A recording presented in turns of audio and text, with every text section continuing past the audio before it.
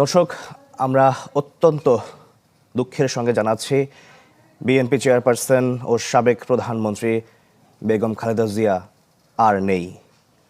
আজ সকাল ৬টায় রাজধানীর এভারকেয়ার হাসপাতালে শেষ নিঃশ্বাস ত্যাগ করেন তিনি।